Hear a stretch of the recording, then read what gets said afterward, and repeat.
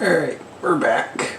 Tutorial 6. And I asked for dungeons or overworld. I received more questions about overworld, and more people told me they wanted to learn about the overworld, and more specifically, saving. And then I figured, hey, PGA has an overworld, let's use that. Alright, we got it. Alright, so in order to enter the overworld, you need a specific command. It is this right here, main enter ground, level, and then the name. So it would be chapter 4, Chris, D00P01, and so on. But yeah, this is what Jaren's looks like. Now, enter 00, that is called when this loads. And here's what mine looks like. Back set ground, level Jaren, play the BGM I want. God, I hate labels. This is what I put in. So if crystal color 3, which is the variable I use to track where the player entered from, don't do this. There's a variable that does that already. If it's 3,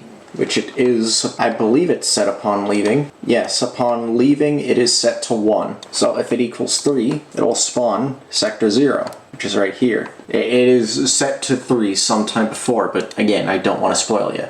After that, it spawns section 2, which is literally everything else. Screen fade in, and then end. We don't have a performer 0 here because enter scripts and the overworld in general doesn't need it. Station common is not what you're used to seeing. I believe you're used to seeing supervision acting. Do not use this. Use station common, please. So as you can see, it spawned group 0, which is this one. And yeah, I can control my little Pikachu here. Now, this is a custom map, which Mr. Cucumber has a detailed explanation on, but I will also go over it later if there's enough demand. Custom collision, though, that is a different story. Now, this is actually fairly simple. The reason why I got so many requests for this is because of both saving and also stuff like this little fella right down here. Yeah, it's stuff like this Iwi that make people wonder how to do this. Like, if you talk to this Iwi, she has dialogue, and if I talk to her from behind, yeah, as you can see, she faces you too, and then she displays the dialogue. Down here it says she's enter 03, so I just pull up Jaren enter 03, and here it is. As you can see, it just looks like a regular cutscene. There's no movement, but there are extra deaths because I made a no with statement challenge. Please use them. This was pain. But yeah, these two things down here are what you need in order to make them turn towards each other. They can be in with statements. That it's really just this. And then yeah, after that, it's a basic cutscene. The most common mistake people make is this. They forget it. Let me just show you what happens without it. Most of the time you use end in cutscenes. This is also my favorite part of debugging, by the way. Debugging overworlds. You can just hit save and you don't need to reload the whole ROM. It's so perfect. But anyways, if you just have end here, and then we skip to the end, you'll notice something funny.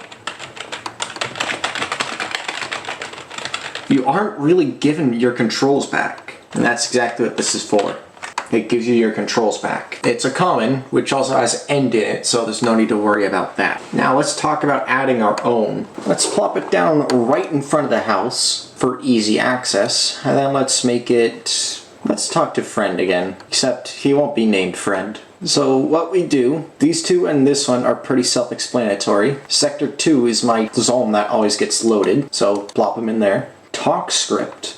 Talk scripts are enter scripts, which I just went over. So you just add a new one, make it the next number, and then give it to them. Easy.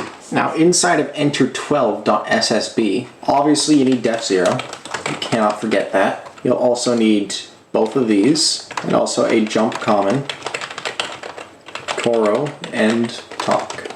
And then from here you can do whatever. Just give you a moment to write some dialogue. I'm sure you get how to do it by now. Alright, so I've written some dialogue. And now if we reload, because I still don't have control, and remember to hit save, like a not stupid idiot, and then reload again because I forgot to hit save, and there he is. I forgot to change the face. Oh well. I think you get the point. Alright, well, that's really just it. That's all there is to it. But wait! How do I go from one place to the next? Well, let me show you. This little thing right here is called a trigger. Well, it certainly exists. And unfortunately, we can't just attach an enter script to it. We have to go to events, add a new one, triggered script. We need to make yet another, so 13. Add something to it, and there you are. It's after all the events. They're all together. So triggered script, enter 13. Okay. All right. Now let's take a look at my enter 01 script. The script responsible for transferring you between Jaren's outpost and the other oh. Well, alright, so it'd be pretty lame if I just kind of did that, but yeah, let's make our own overworld scene. See this house right here? It belongs to the player. Let's let them go inside of it. Obviously, we're just gonna copy paste our script. We don't need this, so I can just remove it. I intend to have the background music be the exact same, so remove that too. And look at that. This is literally all you need. The main enter ground. Now, I will need to look up exactly what the house one is called, and I've used it before. Alright, I got it. P17P02A. Does that have an enter 00? Let's find out. P17P02A. Does. Now that simplifies things, but it also kind of doesn't. So, if you only have one possible entrance point, you can literally just remove all this and replace that with a 0. It really is that simple. And because you don't want the background music to restart, we get rid of that too. These 3 lines are really all you need. It is very stupid. And obviously change this to actor player.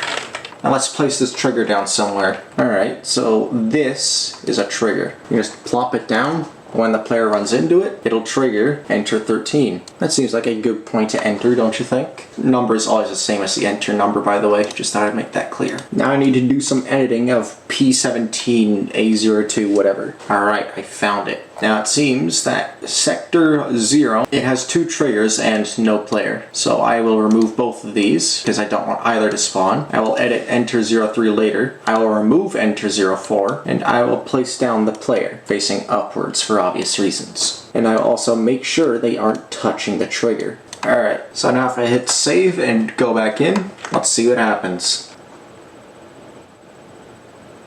What? Oh, I see it, backset ground. P17, 17, for God's sake. This one doesn't have the triggers either. Yeah, pretty sure there's a trigger right below where I spawned, wherever that is. Can't find it.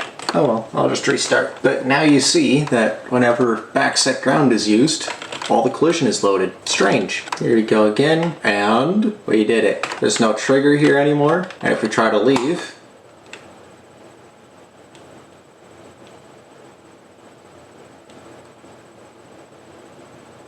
well, fart. I told you I'd get to that later, didn't I? Let's enter 03, so let's go in, and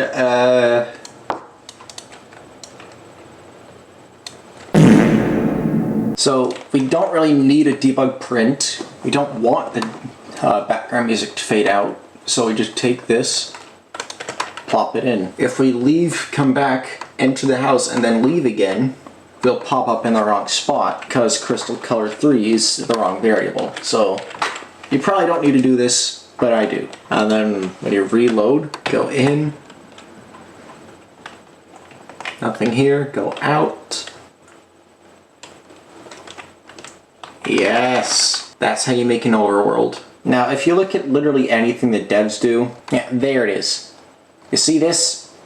All this is in an enter script. This is all from the devs.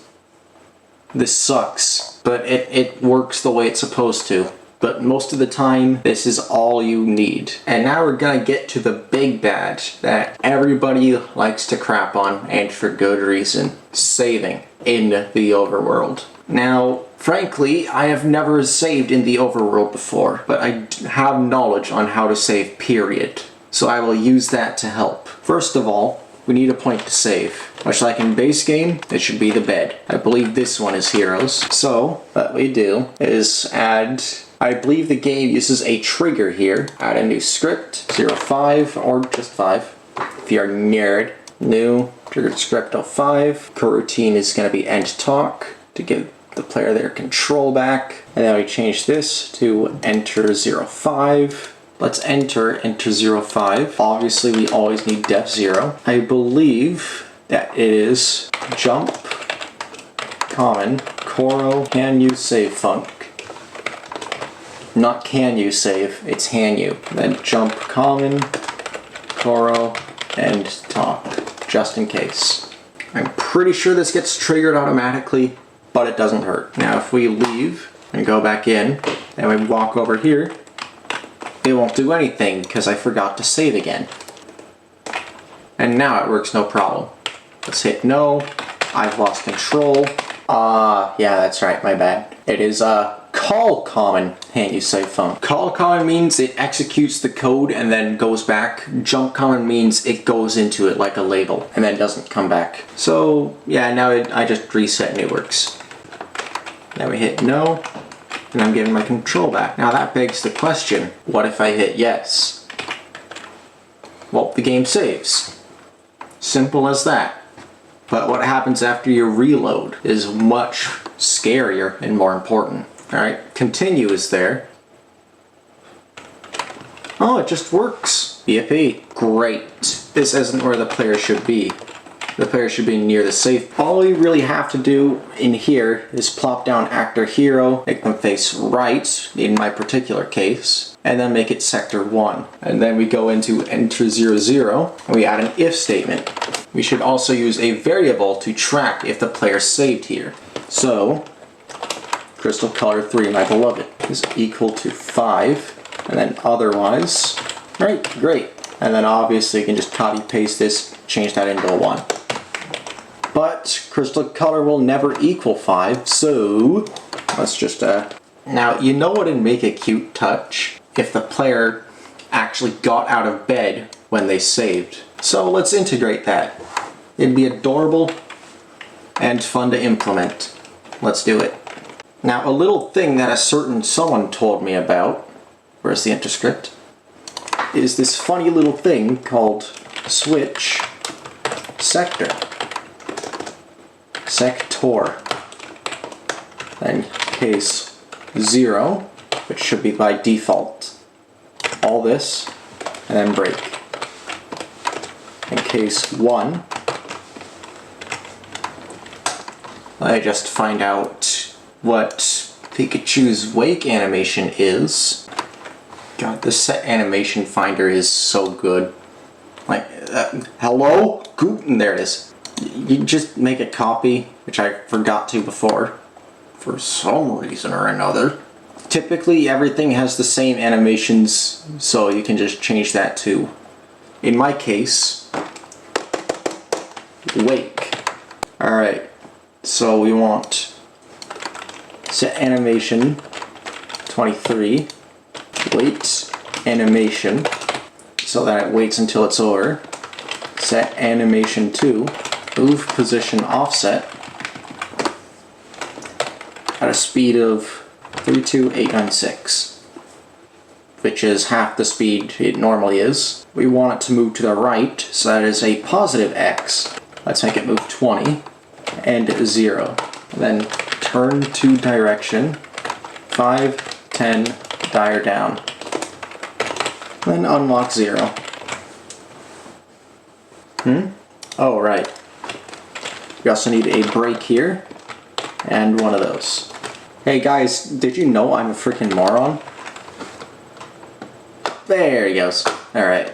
Alright, and... well, poopy. You know why that happened? Let me show you why that happened. Crystal color 3. It's not 5.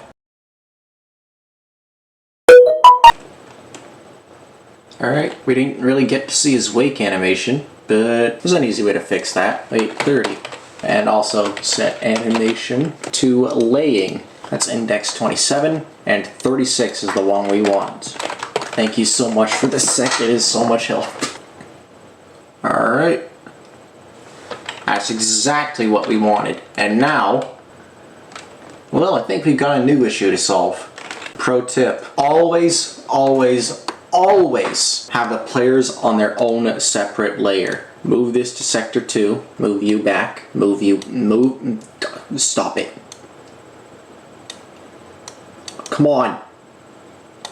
There you go. And you are also sector 2. And then we just use this exact command I'd put a 2 in there.